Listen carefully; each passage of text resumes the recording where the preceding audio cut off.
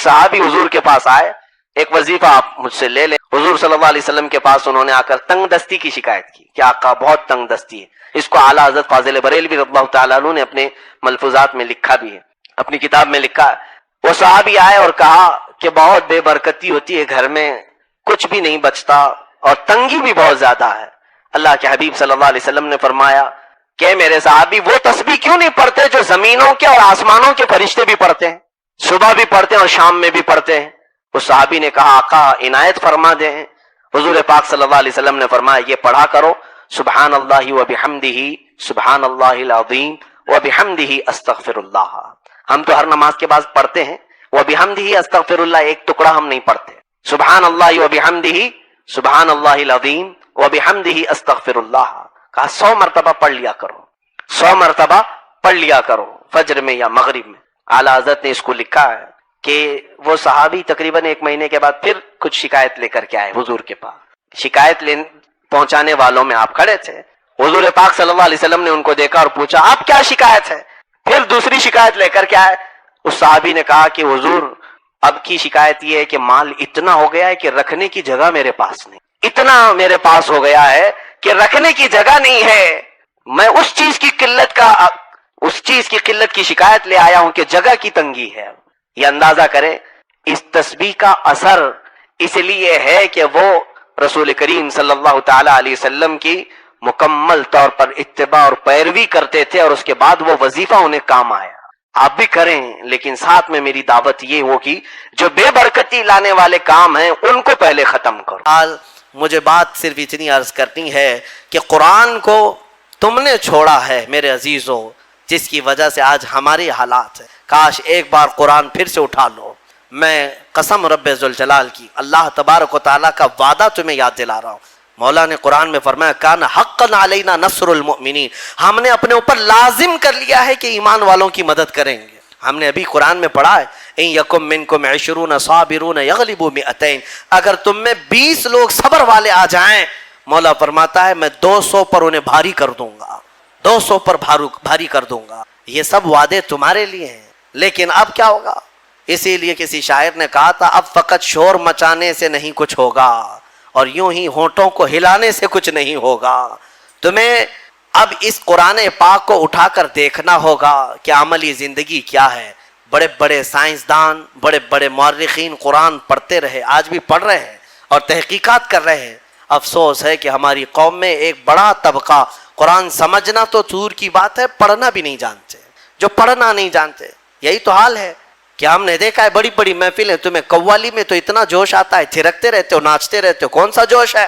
ہاں، تم یہاں پر کسی محفل میں بیٹھ کر کے کچھ اشعار سنو تو تمہارے جسم میں وجد آنے لگتا ہے۔ بعض لوگ یہ کہتے ہیں یہ وجد ہے، وجد ہے۔ ارے اللہ کا کلام سن کر کوئی وجد نہیں آیا؟ قرآن پاک سننے کے بعد تمہارے رونگٹے کھڑے نہیں ہوئے؟ کیا کھڑے ہوں گے؟ سمجھ میں آتے تو نا۔ قرآن کی آیتیں آج بھی پتھر دلوں کو بھی پانی کر دیتی ہیں۔ تمہیں پتا ہے فضیل بن عیاض اپنے زمانے کے بڑے ڈاکو، بغداد کے راستے پر جو بھی قافلہ گزرتا لوٹ مار کرتے، لیکن ایک قاری قرآن اونٹ پر بیٹھ کر تلاوت کرتے ہوئے جا رہا تھا اور 27ویں پارے کی آیت تلاوت کر رہا تھا، الم یأن للذین آمنوا ان تخشع قلوبہم لذکر اللہ، کیا ایمان والوں کو ابھی وہ وقت نہیں آیا کہ اللہ کے ذکر سے ان کا دل ڈولنے لگ جائے، ہلنے لگ جائے، وہ توبہ کر لیں؟ اتنی آیت سنی تھی فضیل بن عیاض کے ہاتھ کانپنے لگے۔ کیوں؟ عربی سمجھتے تھے، ڈاکہ زنی کرتے تھے لیکن عربی معلوم تھی۔ لیکن ایک قاری قرآن سے جب یہ آیت سنی، دل پر ایسے گزرنے لگی، ہتھیار پھینک دیا، ساری چیزیں پھینک دی اور چیخنے لگے آن لنا ربنا، آن لنا ربنا، اے ہمارے رب وہ وقت آ گیا، وہ وقت آ گیا، مجھے تو اپنی بارگاہ میں لے لے۔ اور پھر ایسی توبہ کی، ایسی توبہ کی، اللہ اکبر۔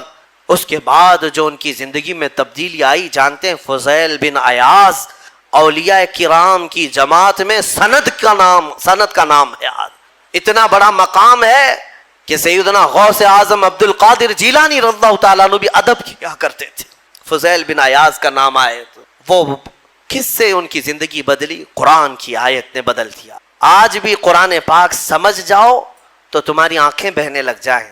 یہاں تو تراویح کی 4 رکعت جسے بھاری لگتی ہو وہ قرآن کیا سمجھے گا؟ ہاں، لوگوں کو ایسا ہی لگتا ہے کہ بالکل شتابدی ایکسپریس والی جہاں تراویح ہوتی ہے وہاں پڑھنا چاہیے، 15 منٹ میں پورا ہو جائے، کچھ بھی پڑھتا رہے ہو، عربی پڑھے کہ چائنیز پڑھے کہ جرمنی پڑھے، ہاں بس یہ ہے کہ تر جلدی سے نکالتے۔ مسلمانوں کیا یہ بوجھ ہے تراویح جس کو تم اپنے کندھوں سے ہٹا کر بھاگنا چاہتے ہو؟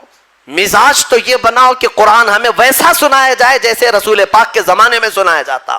قرآن سنیں تو ہمیں رسول پاک کا مدینہ یاد آ جائے۔ قرآن کے نغمات آج بھی اس کی قراتیں لوگوں کو رلا دیتی ہیں، تمہیں اندازہ بھی نہیں ہے۔ کئی انگریز مصر میں نے دیکھا ہے، کئی انگریز جن کو قرآن سنایا گیا اور انہیں معلوم تھا تو وہ رو پڑے۔ ایک فرانس کا بہت بڑا ڈاکٹر تھا اسکندریہ میں، ایک ہمارے بڑے شیخ ہیں، وہ قرآن کی تلاوت کرتے تھے تو وہ اپنی ڈاکٹریٹ پہ بڑا فخر کرتا تھا، صرف وہ حضرت کی قرآن کی تلاوت سننے کے لیے وہ باہر کھڑا رہتا۔ کئی دن کے بعد وہ ساری چیزیں چھوڑ کر کے اندر آیا اور کہا اس کی جو مٹھاس ہے اور اس کی جو لذت ہے مجھے دنیا میں کہیں نہ ملی، مجھے اسی دامن میں داخل کر لیا جائے۔ کئی ایسے لوگ ہیں جنہوں نے قرآن پاک کو سن کر کے اپنی زندگیاں بدل لی۔ تمہیں کیا ہو گیا؟ قرآن کو اتنا اوپر رکھ دیا کہ ہاتھ بھی نہ جائے۔ تمہارے فریج اور ٹی ویاں تو صاف ہوتی ہیں، قرآن پر تو پتہ نہیں کتنی گرد و غبار لگی ہوئی۔ ہاں ابھی رمضان میں اس کو صاف کر دیا ہوگا، اٹھایا ہوگا۔ قرآن تم کب اٹھاتے ہو؟ قسم کھانے کے لیے، جھگڑا ہو جائے دیکھو میں قرآن کی قسم کھا رہا ہوں، یا پھر کب قرآن اٹھاتے ہو؟ جب کسی کی میت ہو جائے جلدی لاؤ قرآن۔ ارے یہ زندوں کے لیے اترا ہے قرآن، مردوں کے لیے نہیں۔ قرآن زندوں کے لیے نا، ہاں مردوں کو ایصال ثواب تو ضرور کرائیں گے ہم، فائدہ تو پہنچے گا تلاوت کا، لیکن یہ ایصال ثواب کے لیے ہی نہیں۔ قرآن کہتا ہے ھدی للمؤمنین، مومنوں کی ہدایت کے لیے آیا ہے۔ ہدایت چھوڑ کر کے تم دکان کی اوپننگ کے لیے، گھر کی ٹھنڈک کرانا ہے، اوپننگ کرانا ہے، اور پھر ماں باپ کی میت ہو گئی ہے، اور پھر کیا ہے جھگڑے میں قسم کھانا ہے۔ یہی ساری چیزیں قرآن اٹھانے کی ہے۔ قرآن عظیم اللہ تعالیٰ کا وہ عظیم تحفہ ہے کہ پوری زندگی بھر اس پر رشک کرو گے تو بھی کم ہے۔ آج پوری دنیا میں کسی قوم کے پاس یہ کتاب نہیں ہے جتنی محکم کتاب تمہارے پاس ہے۔ سینہ تان کر کے کہہ سکتے ہیں ایسی کتاب کسی کے پاس نہیں ہے۔ اتنا بڑا ذخیرہ تمہارے پاس ہے اور تم اس کو پیچھے ڈالے ہوئے ہو۔ بچپن میں ہمارے بچوں کو جب مدرسہ بھیجتے ہیں ہم تو قرآن سینے سے لگا کر بھیجتے ہیں نا، بچہ سینے سے لگا کر کے آتا ہے قرآن۔ لیکن چند ہی دنوں کے بعد جب ہم بڑے ہونے کے بعد دیکھتے ہیں اسکول جانے کے وقت بچہ تو سارا بستہ پیٹھ پر رکھا رہتا ہے، ہوتا یہی ہے نا، بستے میں ساری بکس کتابیں پیٹھ پر رکھا رہتا ہے، لیکن مدرسہ جب آتا ہے تو قرآن سینے سے لگا کر آتا ہے۔ شاید بڑوں نے، ہمارے بزرگوں نے یہ رواج رکھا ہوگا کہ بیٹا قرآن ہمیشہ سامنے ہونا چاہیے، قرآن ہمیشہ مقدم رہے، بعد میں سب۔ لیکن بڑے ہونے کے بعد یہ سامنے والی چیز پیچھے ڈال دیتا ہے، پیچھے والی چیز کو ہی اہمیت دینے لگتا ہے۔ ایک بات یاد رکھو، میں نہ کالج کا مخالف ہوں، نہ اسکول کا مخالف ہوں، نہ یونیورسٹی کا مخالف ہوں۔ ہاں کوئی بھی کالج کا، یونیورسٹی کا، کہیں کا اسٹوڈنٹ ہو میرے ساتھ بیٹھے، میں اس کے ساتھ انشاءاللہ ڈسکس ضرور کروں گا ہر ٹاپک پر، لیکن یہ برکت ہے صرف قرآن کی۔ الحمدللہ ہم نے قرآن پڑھا ہے تو قرآن کی برکت سے اللہ نے ہمیں سائنس کی بھی سمجھ عطا کی ہے، ہمیں میتھس بھی آتا ہے، ہمیں جیومیٹری بھی آتی ہے، ہمیں فزکس بھی آتا ہے تھوڑا بہت۔ میں یہ فخر کے لیے نہیں کہہ رہا، نہ ہی یہ غرور کے لیے کہہ رہا ہوں، بلکہ جو کچھ بھی اللہ نے ہمیں شدھ بدھ دی ہے وہ قرآن کی برکت سے عطا کیا ہے۔ اور اعلیٰ حضرت فاضل بریلوی رضی اللہ تعالیٰ عنہ خود فرماتے ہیں ایسی ایسی کتابیں انہوں نے لکھ رکھی ہیں کہ آج کی بڑی بڑی یونیورسٹیوں کے پروفیسر حل نہیں کر پا رہے ہیں، ان کے میتھس کے بڑے بڑے ٹف فنڈے نہیں حل کر پا رہے ہیں۔ قبلہ پہچاننے کے علوم آج بھی کتاب لکھی ہوئی ہے، جیومیٹری پر لکھی ہوئی ہے، علم رمل پر، علم جفر پر اور زیجات پر، ایسے ایسے علم ہے جس کے نام بھی تم نے نہیں سنے ہوں گے۔ اور اعلیٰ حضرت یہ کہاں جا کر پڑھے تھے، کون سے مدرسے میں؟ یہ فن، یہ علوم آج پورے ہندوستان کے مدرسوں میں نہیں پڑھائے جاتے۔ اعلیٰ حضرت کہاں سے پڑھے؟ خود فرماتے ہیں یہ صرف اور صرف قرآن اور حدیث رسول کی برکت ہے۔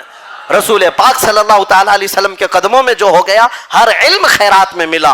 میں یہ کہتا ہوں کہ نوجوانوں ضرور جاؤ، اسکول جاؤ، کالج جاؤ، یونیورسٹیوں میں جاؤ، ٹاپ کرو، پوری یونیورسٹی کو ٹاپ کرو، لیکن عقیدہ اور یقین یہ ہونا چاہیے کہ تم دنیا میں اگر عروج پر پہنچو گے تو شروعات تمہاری الحمدللہ رب العالمین سے ہونی۔ 4 چیزیں توبہ کے لیے بیان کی گئی ہیں یہاں پہ، سمجھ کر کے چلیں آپ۔ جب کوئی آدمی کسی کفر سے توبہ کرے، نفاق سے توبہ کرے، بڑے گناہ سے توبہ کرے، اس کی 4 منزلیں ہیں۔ سب سے پہلی چیز اللہ فرماتا کیا یہ چاہتے ہو کہ اپنے اوپر اللہ کے لیے سری محبت کر لو، سری حجت کر لو؟ یعنی اگر تم یہ چاہتے ہو کہ اللہ کی تمہارے اوپر پکڑ آ جائے تو پھر یہ کام کرتے رہو، اللہ کی پکڑ آ جائے گی۔ آگے رب تعالیٰ فرماتا منافقین جو ہے یہی کام کرتے تھے، ان کے پاس جا کر بیٹھتے تھے، ڈسکس کرتے رہتے تھے، دین کے معاملات کو لے کر کے مذاق کرتے رہتے تھے، حضور صلی اللہ تعالیٰ علیہ وسلم کے معاملات کو لے کر کے آپس میں ڈسکس کرتے رہتے تھے۔ قرآن کی آیتیں اتر گئیں، اللہ نے فرمایا منافقین جہنم کے سب سے نیچے طبقے میں ہیں، وَلَن تَجِدَ لَهُمْ نَصِيرًا، اور پھر تم دیکھو گے ان کا کوئی مددگار نہیں ہوگا۔ ہاں إِلَّا الَّذِينَ تَابُوا، اب یہاں توبہ کی اہمیت بیان کی جائے، مگر وہ لوگ جنہوں نے توبہ کر لیا، وَأَصْلَحُوا، اور اپنے آپ کو سنوار لیا، وَاعْتَصَمُوا بِاللَّهِ، اور اللہ کی رسی کو مضبوطی سے پکڑ لیا، وَأَخْلَصُوا دِينَهُمْ لِلَّهِ، اور اپنے دین کو اللہ کے لیے خالص کر لیا، فَأُولَٰئِكَ مَعَ الْمُؤْمِنِينَ، تو پھر وہ مومنین کے ساتھ ہوں۔ چار چیزیں توبہ کے لیے بیان کی گئی ہیں یہاں پہ، سمجھ کر کے چلیں آپ۔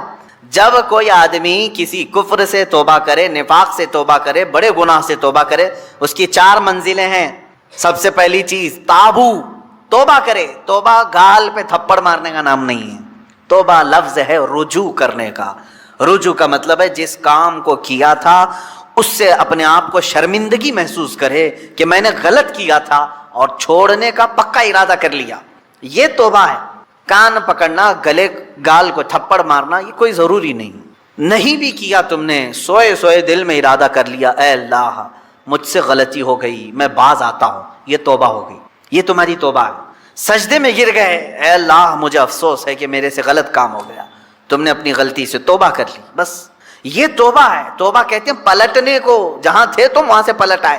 نمبر 1، توبہ کے بعد کیا کیا کرنا ہے؟ وہ اصلحو کا مطلب ہوتا ہے اپنے آپ کو پھر سنوارنا ہوگا تمہیں۔ مومنین کے ساتھ اگر بیٹھنا ہے تو سنوارنا ہوگا۔ اسی لیے اس آیت کے ذریعے سے مفسرین فرماتے ہیں کوئی اگر توبہ کرتا ہے کسی چیز سے فوراً اس پر اعتبار مت کرو، 6 مہینے انتظار کر کے دیکھو کہ سنورا کہ نہیں سنورا، اپنے آپ کی اصلاح کیا کہ نہیں۔ میاں آج چھوٹی چیز تھپڑ مار لیا، توبہ توبہ توبہ توبہ، اور اس کے بعد پھر کل دیکھا تو پھر وہی ہے۔ کبھی کبھار جو سچی توبہ نہیں کرتا ہے وہ آدمی چند دنوں کے بعد پھر واپس اسی گناہ میں چلا جاتا ہے۔ شریعت نے کہا ہے کہ 6 مہینے اس کا انتظار کریں، 6 مہینے اس کا انتظار کریں، دیکھیں کہ اس نے اپنے آپ کی اصلاح کر لی یا نہیں۔ کچھ لوگ صرف شادی کے لیے توبہ کر لیتے ہیں، صرف شادی کے لیے ایمان لے آ رہے ہیں، یہ بھی معاملات ہے۔ تو یہاں پر بھی حکم ہے، ٹھیک ہے ایمان لائے، میں اس کا انکاری نہیں ہوں۔ کوئی لڑکی ایمان لے آئی، کوئی لڑکا ایمان لے آیا، اسلام میں داخل ہوئے، تو حکم تو یہ ہے کہ 6 ماہ اس کا انتظار کرو، دیکھو کہ حقیقت میں اس نے اپنے آپ کو سنوار لیا کہ نہیں۔ ارے ادھر صبح توبہ کیا، دوپہر میں نکاح کی محفل بیٹھ گئی، پھر شام میں پتا چلا کہ ہو گیا، اب واپس چلو اپنے دھرم میں، یہ تو دھوکہ دینا ہوا۔ تو اصلاح کرنا اپنے آپ کی، یہ توبہ کی دوسری منزل ہے۔ تم ایمان والوں میں کب شامل کیے جاؤ گے؟ پہلے نمبر پر توبہ، دوسرے نمبر پر اپنی اصلاح۔ وہ یوں ہی سمجھ لیں زخم ہو گیا تھا، ہاتھ میں زخم ہو گیا تھا، پھوڑی ہو گئی تھی، پھٹ گیا، گئے ڈاکٹر کے پاس، کس کام کے لیے؟ علاج کے لیے۔ اب وہاں 2 چیزیں ہیں، 2 چیزیں، پہلے تو اس کو صاف کر کے وہ پٹی باندھے، پہلے تو صاف کر کے پٹی باندھے، اس کے بعد پھر دوائی بھی دے کہ جو کمزوری آئی ہے وہ دور ہو سکے۔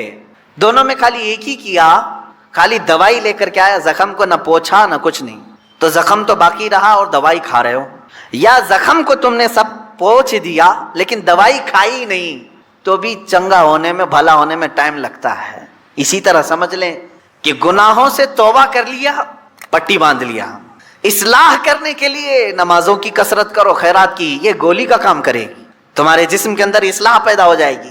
مثال کے طور پر اب دارالحرب ہے، ہمارے ہاں تو اسلامی نظام ہے نہیں، یہاں اگر جیسے بھیانک گناہ ہو جاتے ہیں تو کیا کرنا چاہیے اسے؟ جیسے زنا ہو گیا کسی سے، اسلامی ریاست ہوتی تو اسے تو سنسار کرنے کا حکم ہے نا۔ غیر شادی شدہ ہو تو 100 کوڑے مارے جائیں گے، شادی شدہ ہو تو سنسار کیا جائے گا، یہ اسلامی سزا ہے۔ یا چوری کیا ہے تو ہاتھ کاٹا جائے گا، یہ معاملات ہیں۔ لیکن آپ دارالحرب میں ہیں، یعنی یہاں اسلامی نظام نہیں، آپ سے ایسا گناہ سرزد ہوا تو اب کیا ہے؟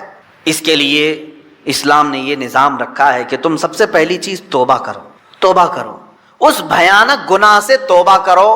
دوسرے نمبر پر اللہ نے فرمایا وَأَصْلَحُوا، اور اپنی اصلاح کرو۔ اصلاح کس بات پر؟ پہلے سے زیادہ نمازوں میں آؤ، نفل کی کثرت کرنے لگ جاؤ، خیرات کرو، صدقہ دو، محفلوں میں بیٹھو، تسبیح ہاتھ میں لے لو، کیونکہ جو ڈیمیج کیا تم نے اپنی روح کو، اس کو اتنا بینڈیج تو لگانا ہی پڑے گا، اس کی اصلاح تو ضروری ہے۔